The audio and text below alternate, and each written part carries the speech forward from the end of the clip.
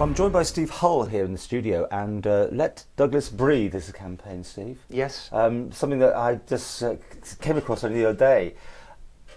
Obviously, the obvious is you're going to walk to work, and you want lots of people to join you on this. Yes, as many people as we can. I mean, the idea of the walk really came to me. I regularly walk to work, and as I was walking along the prom one day, I could see, you know, lots of people in total walking to work, but we're all obviously spread out. We're going at different times, probably starting work at different times. And I just thought, well, if actually all of these people could actually come together as one group, and we could actually encourage other people to join us, we'd make more of a visual impact. So you have like a march to work then? No banners or anything, but just all going together? Low key to start with. It may be that it's mainly people that already walk to work that come with us. We are encouraging people who aren't necessarily walking to work or don't need to go to work to actually join us to show support. So we know we've got at least one dog coming with us.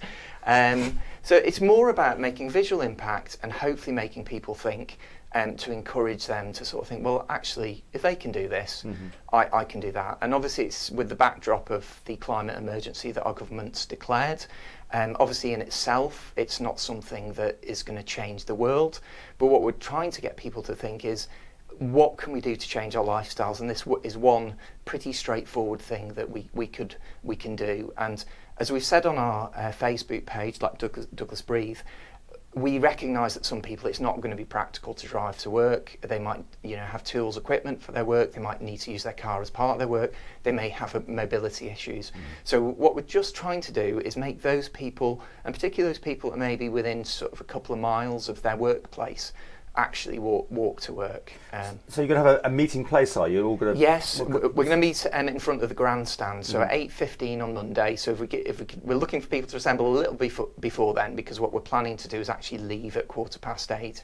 But everyone's going to have a different place to go to, right? But you want to just have a sort of send off there. Yes, this was the idea was this is the initial event, and we have had posts on the page saying, well, I work in the business park and what have you. And what we've said to people is, well, there's no reason why you can't organise a similar type of thing.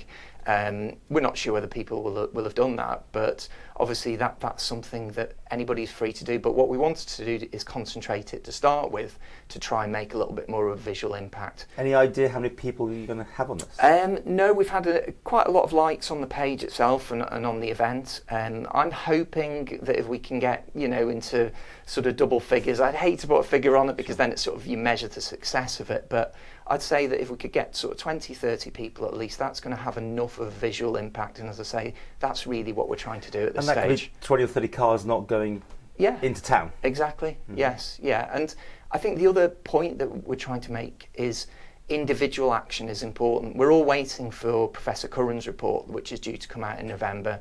We've got the action plan, which is due to go to Tynwald in January.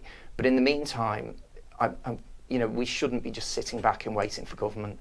And I know as part of the government plans, they will involve actions on the part of individuals and, private sector as well. So it's important that we all do start trying to make these changes. Is this a day or a longer campaign? How will you run it for? We're going to run it for a week. Okay. So it's going to be the same time and the same location for each morning over next week. So as we get towards the end of the week, the schools will be going back. So we'll have lots of school children I know walk along Glen Crutchley Road. So, that will help as well in terms of, people noticing the number of people walking in to the centre of Douglas.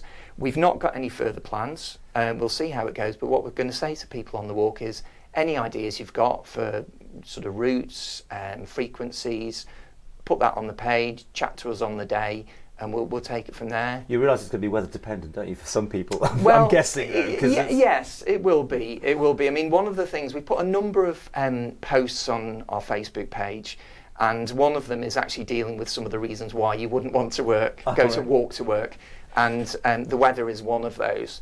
And for myself, I've costed it up. I've bought a wet, waterproofs, full waterproofs, and I think from what I've saved in driving to work, I could buy that and recoup my investment within about a year. Okay. So, and actually, the other thing I've noticed, and we've put it as a light-hearted post there, it seems to rain more at weekends than during the week. So, really? Well, no.